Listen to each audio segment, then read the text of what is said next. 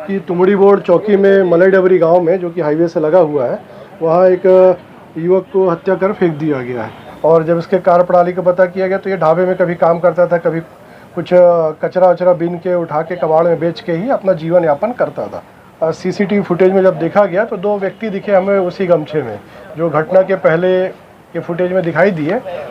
कबाड़ का जो कचरा होता है, सीसी बॉटल इत्यादि बीनता था, और आरोपी गण दोनों भाई भी जो है वो कबाड़ के सीसी बॉटल बीनते थे। केवल गमछा के आधार पे हमने फुटेज दर फुटेज तुमड़ी बोर्ड से लेके सोमनी तक फुटेज, सोमनी से ठाकुर तोला खैरागढ़ की तरफ फुटेज। लालबाग थाना क्षेत्र के अंतर्गत में तुमड़ी बोर्ड चौकी आता है। उस तुमड़ी बोर्ड चौकी में एक अलग ही वाकया हुआ है, एक अलग ही घटना हुआ है, जिसको सुन करके आप भी दहल जाएंगे, आपके भी दिल दहल जाएंगे। जी हाँ, मैं अभी राजनांदगांव के पुलिस जनसंपर्क कार्यालय में हूँ, कक्ष में हूँ। यहाँ अभी हमारे साथ मौजूदा तौर पे प्रशासनिक अधिकारी श्री राहुल देव जी भी साथ में हैं, और वो दो घटने के बारे में बताएंगे। फिलहाल तो अभी अब हम बात करते हैं कि उस घटने की, कि जो कचरे बिनने को लेकर के सीसी होता है, शराब की जो सीसियाँ होती है, उसको लेकर के दो व्यक्तियों के बीच में झगड़े होते हैं, विवाद होते हैं, और उसके बाद फिर हत्या कर दिया जाता है। सर, क्या कुछ मामला रहा है? 26 फरवरी को हमको सूचना मिली कि तुमड़ी बोर्ड चौकी में मलाई डबरी गांव में, जो कि हाईवे से लगा हुआ है, वहाँ एक युवक को हत्या कर फेंक दिया गया है। जब इसकी पतासाजी की गई तो युवक की एक तो अज्ञात लाश थी। सोशल मीडिया के माध्यम से उसकी फ़ोटो को जब हमने वायरल किया तब इसकी पहचान जो है सुनसरी लालबाग थाना के अंतर्गत राधे निषाद के रूप में हुई, उम्र 53 वर्ष।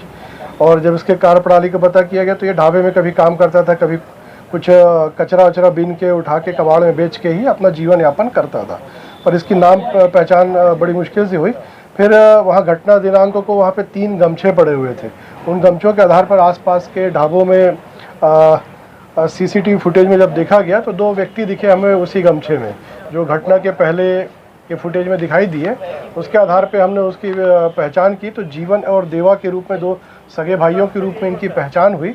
और जब इन भाइयों तक हम पहुँचे तो उन्होंने इसकी हत्या करना स्वीकार किया, और हत्या का कारण बताया कि मृतक जो है वो कबाड़ का जो कचरा होता है, सीसी बॉटल इत्यादि बीनता था, और आरोपी गण दोनों भाई भी जो है वो कबाड़ के सीसी बॉटल बीनते थे। आरोपी गण का क्षेत्र सोमनी थाना क्षेत्र था, और जो मृतक था ये मलाई डबरी आसपास के क्षेत्र में बीनता था।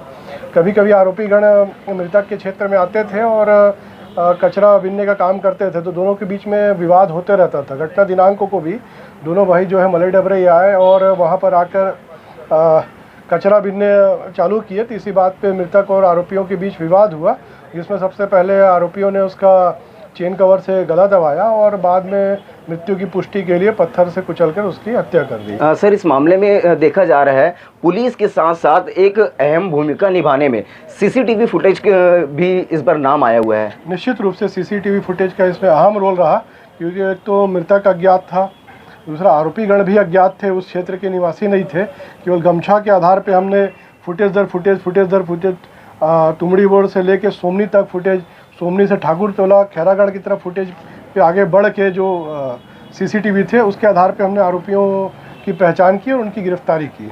क्राइम तमाम बढ़ते जा रहे थे। इस बढ़ते हुए क्राइम को लेकर के राजनांदगांव पुलिस लगातार सख्ती बरत रही है, और इसी संदर्भ में देखा जा रहा है कि आज दो कार्रवाई एक साथ की गई है। आगे की खबर क्या कुछ घटना है वो सारा चीज हम आपको विजुअल्स के माध्यम से दिखाएंगे। मैं URY CG न्यूज के साथ सौरभ ताम्रकार, राजनांदगांव।